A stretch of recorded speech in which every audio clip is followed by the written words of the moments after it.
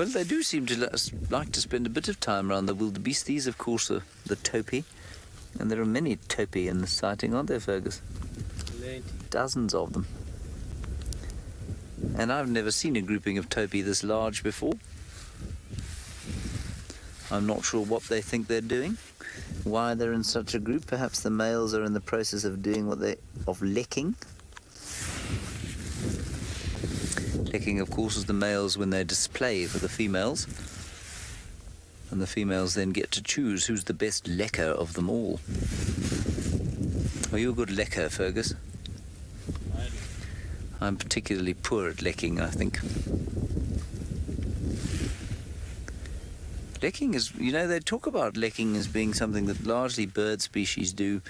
I think there are one or two primate species that do it, and I would argue that human beings leck quite a lot. Males display, females then choose which ones they think leck the best.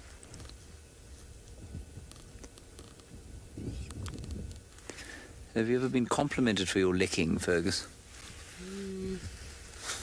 Not in such terms. I haven't either. In fact, no one has ever accused me of lecking at all.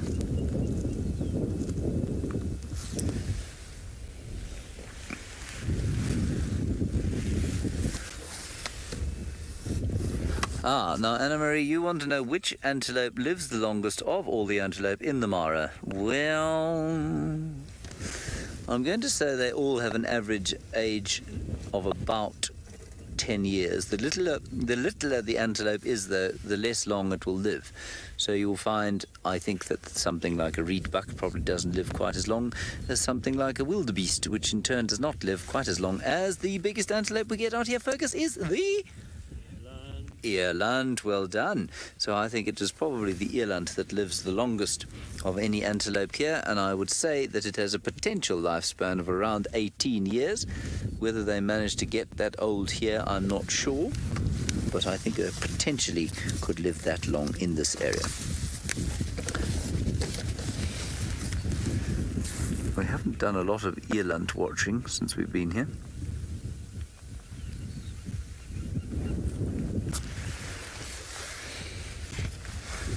Gosh, this is a beautiful, beautiful place.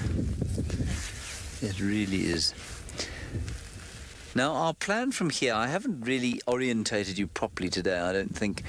What we did was we came in a gate called the Mosiara Gate, which is in the Masai Mara National Reserve, which of course is different from the Mara Triangle where we live, basically.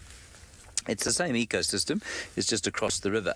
And our plan is to head down to the northern side of the main crossings and then back up, once we've crossed the river, the other side of the main crossings. Now, I would keep an eye on the Safari Live Facebook page today, because there were a number of really fairly harrowing zebra crossings yesterday, and it would seem that it's starting to sound a bit cliched now, but the vanguard of the big herds, which of course are the zebra, seem to be making their way up into the northern parts of the Mara ecosystem. And so I think you'll find there might be a bit more crossing going on today. There's mud everywhere.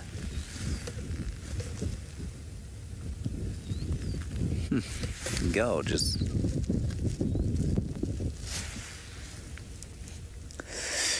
Now, Izzy, you want to know what lecking is? Well, Izzy, what I would suggest you do this evening is put on some form of nighttime clothing, if you like. Head across to a bar or nightclub, especially one where sort of young men between the age of 20 and 28 live, or up to 30, I suppose, or not live, where they go for an evening, and then sit and watch. And what you will find yourself a booth in the corner, pour yourself a drink, and watch the men. The men will posture, especially when there are ladies around them.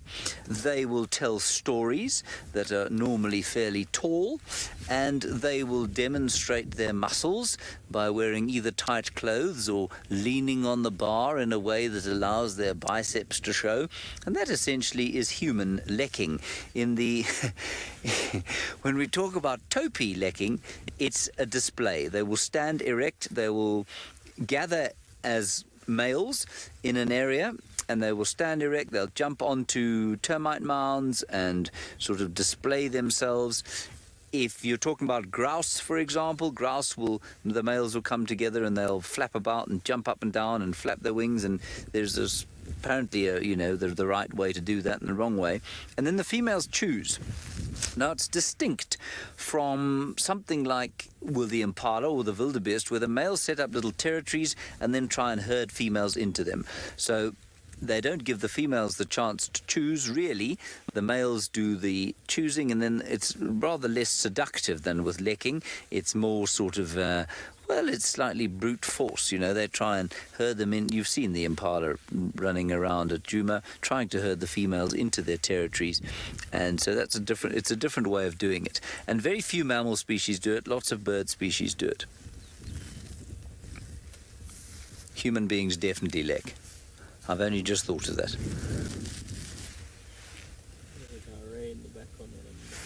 You've got rain in the background. He's a lekker on a mound. Oh, he's a lekker on a mound.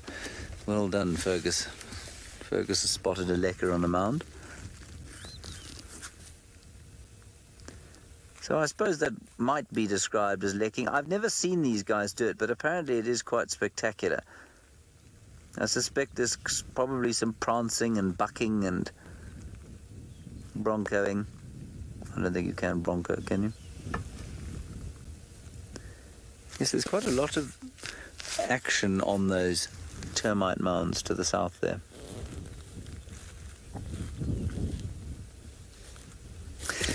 Michael, you're wondering if there's a reason Topi's legs are darker than for the rest of the coat.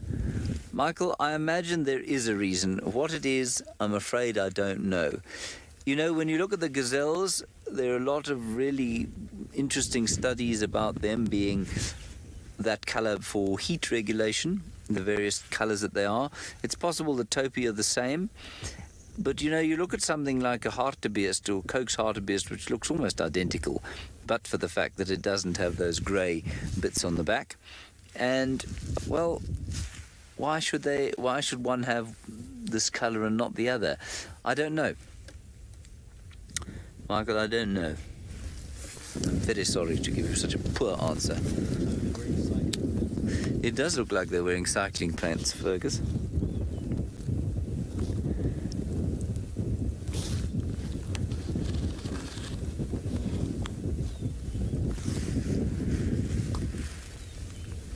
Louise would like to know in the final control of the Mara, she says, does that mean the females are wearing yoga pants? Yes, it does, Louise. That's exactly right. Well done.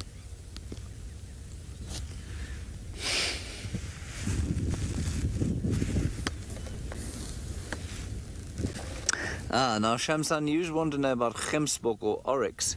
Say gemsbok a few times, everybody, if you're feeling a bit throaty today. No, there are no gemsbok in the Mara. That is because gemsbok are largely adapted to living in desert environments. So gemsbok wouldn't do very well here, I'm afraid. This is not a desert environment by any stretch. Look, it can get quite dry. I suppose you might describe it in some years as about semi-arid. But I think they get about 800 millimeters of rain a year, which, if we are operating in inches, would be roughly 12, just under 3 feet. So around about 30 inches, I guess.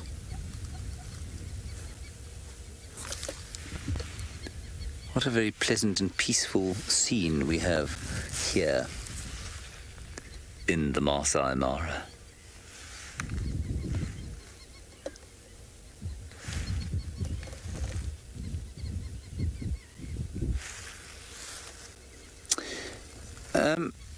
Lee Wee, you want to know if we see any pregnant animals? Well, we do actually. Inadvertently, you'll find that most of the wildebeest we've seen are pregnant. They